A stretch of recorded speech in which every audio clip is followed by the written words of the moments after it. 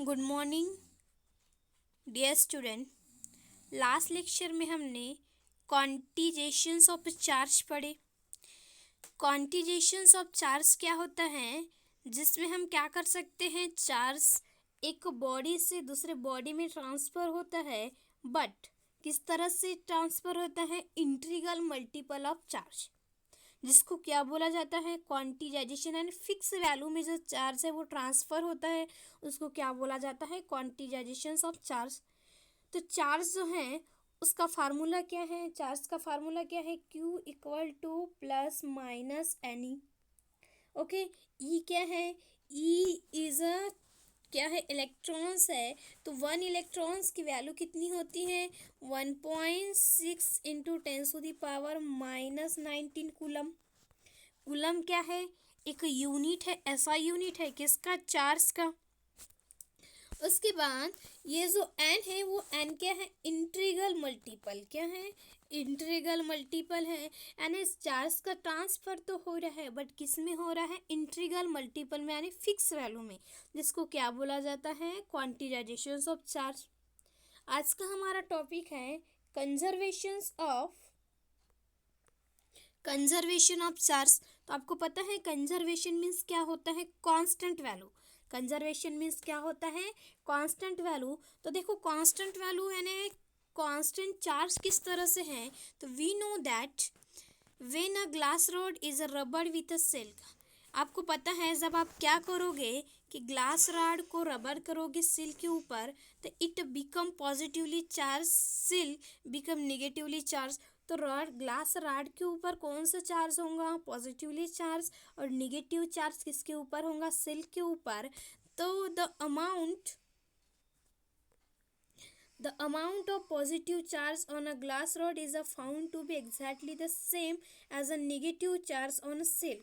तो इसमें क्या हो रहा है कि जितना चार्ज किस पे क्रिएट होगा, जितना चार्ज किस पे, ग्लास रॉड पे क्रिएट हो रहा है पॉजिटिव चार्ज, और जितना चार्ज सिल्क के ऊपर क्रिएट हो रहा है निगेटिव चार्ज, दोनों का जो अमाउंट होगा वो क्या होगा, सेम होगा।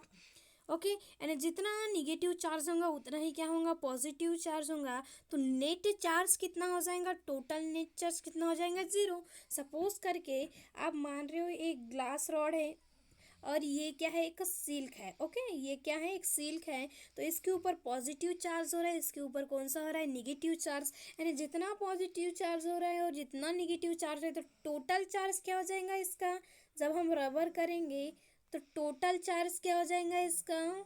तो टोटल चार्ज सपोज करके मान लो कि यहाँ पे 3Q charge, positive 3Q charge create हो रहा है, और यहाँ पे निगेटिव 3Q चार्ज। तो आपको पता है कि हमने बेसिक प्रॉपर्टी में, चार्ज की बेसिक प्रॉपर्टी में पढ़े कि हम चार्ज को क्या कर सकते हैं, अलजेब्रिक सम कर सकते हैं, एडिशन और सब्सट्रैक्शन कर सकते हैं। तो +Q और -Q, तो कितना हो जाएगा, +3Q और -3Q गेट 0। इसका मतलब उस, जब हम क्या कर रहे हैं, ग्लास रॉड को सिल्क के ऊपर जब रबर कर रहे हैं, तो टोटल नेट चार्ज जो है वो कितना है, 0। The result and conclusion of the experiment can be generalized, and we can say that in any given physical process, charge may get a transfer from one part of the system to the another, but the total charge in the system remain constant। देखो system में क्या हो रहा है कि transfer तो हो रहा है चार्ज, बट उसका जो चार्ज है पूरे सिस्टम का वो क्या है, कांस्टेंट है। और ऐसे वाले सिस्टम को बोला जाता है आइसोलेटेड सिस्टम। क्या बोला जाता है ऐसे वाले सिस्टम को, isolated system. Isolated system, total charge can not be created nor a destroy. तो आपने पढ़े होंगे, यानी आइसोलेटेड सिस्टम यानी ना तो अंदर से कोई बाहर से आ सकता है, ना ही बाहर से कोई अंदर आ सकता है, जिसको बोला जाता है आइसोलेटेड सिस्टम, यानी फिक्स। ओके, यानी फॉर एग्जांपल में यहाँ पे इस तरह से एक आइसोलेटेड सिस्टम है। आइसोलेटेड सिस्टम यानी आपने थर्मोफ्लैश देखे होंगे। थर्मोफ्लैश में क्या होता है, ना तो एनर्जी जो है, हीट एनर्जी, ना तो बाहर से अंदर आती है, ना ही अंदर से बाहर जाती है। ऐसे सिस्टम को क्या बोला जाता है, आइसोलेटेड सिस्टम। फॉर एग्जांपल में यहाँ पे है 3Q चार्ज, यहाँ पे है Q चार्ज, यहाँ पे है 2Q चार्ज। तो यहाँ पे क्या हो रहा है, इस तरह से -Q चार्ज तो यहाँ पे क्या हो जाएगा, अगर इसका हम टोटल चार्ज निकाले तो 3Q minus Q plus 2Q, तो कितना होगा 4Q होगा 4Q। उसी तरह से अब हम क्या करेंगे, इसी डिब्बे को हम इस तरह से हिलाएंगे तो यहाँ पे क्या हो रहा है, ये जो क्रिएट हो रहा है यानी चार्ज 2Q हो गया, यानी इसका जो चार्ज हो गया वो कितना होगा 2Q प्लस 2Q, यानी कितना होगा 4Q। यानी देखो दोनों ही हम क्या कर रहे हैं, ये जो डिब्बा है हमारा आइसोलेटेड सिस्टम है, इसमें पहले 3Q फिर माइनस Q और 2Q इस तरह से चार्जेस है। इसका हम जब इस पूरे सिस्टम का अगर इसका सिस्टम का अगर हम क्या कर सकते हैं, चार्जेस अगर काउंट करेंगे तो कितना है 4Q है। इसी सिस्टम को यानी इसी डिब्बे को हम लेकर हाथ में पकड़ कर क्या कर इस तरह से हिला रहे हैं, तो क्या हो रहा है कि चार्जेस का ट्रांसफॉर्मेशन हो रहा है, चार्जेस का क्या हो रहा है ट्रांसफॉर्मेशन हो रहा है। बट आइसोलेटेड सिस्टम में जो चार्ज है वो क्या है कांस्टेंट है। देखो यहाँ पे भी 4Q था, यहाँ पे भी 4Q है।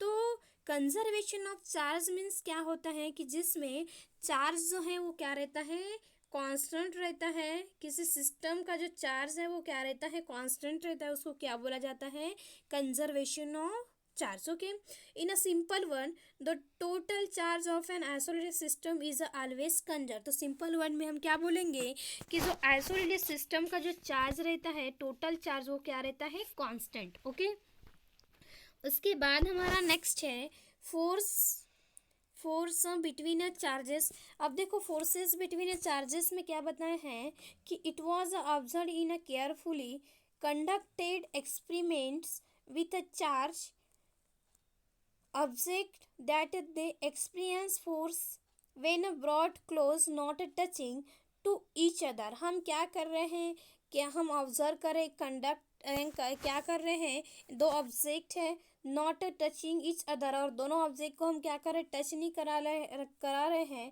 तो like charge repel each other and unlike charge attract each other. तो आपको पता है कि जो लाइक चार्जेस रहते हैं वो क्या करते हैं रिपेल करते हैं एक दूसरे को, और जो अनलाइक चार्जेस होते हैं वो क्या करते हैं अट्रैक्ट करते हैं।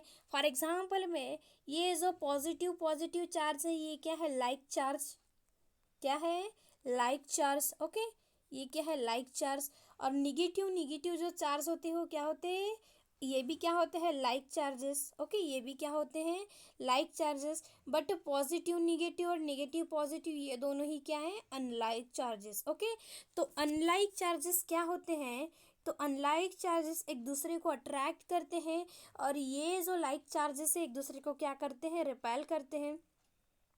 तो देखो describe this symmetrically. This is the region for a changing by inductions as a description is a section।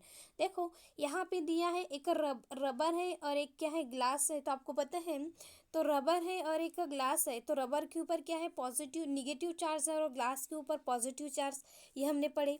अब देखो यहाँ पे जो निगेटिव और दोनों ही के ऊपर क्या है, आपको पता है यहाँ पे निगेटिव चार्ज और एक है पॉजिटिव चार्ज है, तो दोनों ही ये निगेटिव और ये पॉजिटिव है, तो दोनों ही क्या है अनलाइक चार्जेस है।